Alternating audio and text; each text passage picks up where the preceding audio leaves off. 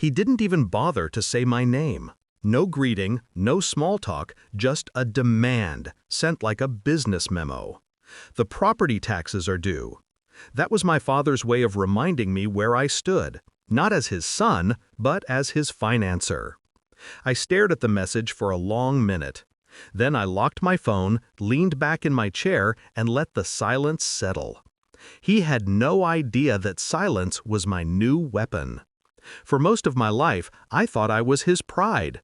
I worked hard, stayed quiet, took responsibility when he couldn't. My sister Emily was the golden child, charming, impulsive, perpetually in debt, but I didn't mind. She was the baby. I was the dependable one.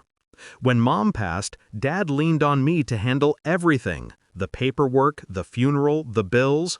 Emily cried through the ceremony, but I was the one who signed the documents and paid for the service. He hugged me afterward, tears in his eyes. "You've always been my rock, son," he said. I believed him. It started small, a few offhand comments from my accountant. Mentions of a trust in Dad's name that didn't seem to include me. I brushed it off at first. Families have quirks. Lawyers make mistakes. But one night, over drinks, an old family friend let it slip. "Your dad really set Emily up for life with that fund. She's lucky." My drink went cold. I didn't say a word, but inside, something snapped. I spent the next week in quiet research. I didn't confront him, not yet. I pulled the records, traced the documents, and found it. An irrevocable trust, funded by the sale of Mom's stocks. Every cent earmarked for Emily, not a dollar for me. It wasn't just favoritism, it was betrayal. I didn't rage, I didn't call him, I simply stopped. Stopped sending money for the vacation home in Maine, the one under his name but paid for by my account. Stopped covering the emergency expenses Emily kept inventing. Stopped being the invisible support beam holding up their comfort. At first, no one noticed.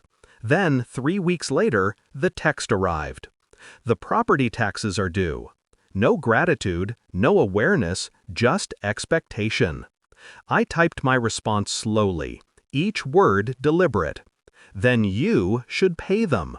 I didn't add anything else. I hit send and turned off my phone. You learn a lot about people when you stop giving. The silence from their end turned into confusion, then irritation, then panic. Emily called first, pretending to check in, before circling around to the topic of money. I listened, patient, as she fumbled her way through excuses. I told her calmly that I was reviewing my finances, that things had changed. She laughed it off, but there was fear under the surface. She'd never been told no before. A few days later, Dad called. His voice was sharp, commanding, like the old days. "Son, why didn't you cover the taxes? You know how important that place is to the family." I almost laughed. The family? The same family that had quietly written me out of my mother's inheritance? "I figured, since the trust fund is Emily's," I said, "she can handle it." There was a pause, long and heavy. Then came the words I'd waited for. "That's not her responsibility." "It's not mine either," I said, and ended the call. That night, I transferred the utilities for the main house out of my name. Canceled the maintenance contracts. I let the unpaid taxes accumulate until the county sent a notice. The property, once their pride, slipped toward auction. They begged, they shouted, they accused. I remained calm.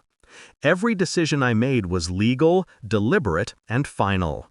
The last confrontation came face to face. He showed up at my office, thinner, angrier, desperate. His eyes, once commanding, were dull with disbelief. "How could you do this to your own family?" he barked. I looked at him for a long time before answering. "You taught me to handle what's mine and let others handle what's theirs."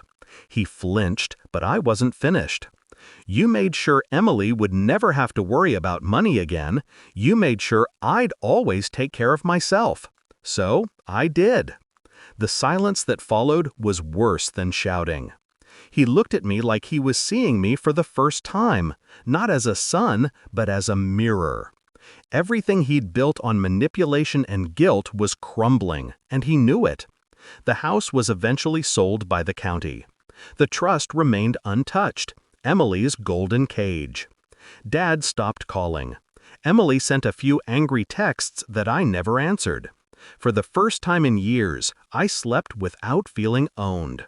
I wasn't the provider anymore. I wasn't the invisible son. I was free. When I think back on it now, I realize my revenge wasn't about money. It was about silence. About letting them feel the absence of what they took for granted. Some people learn from words. Others only learn when the world stops revolving around them. So when Dad texted that final desperate line, "You've changed," I replied with the truth. "No, you just stopped benefiting." And that was the last message.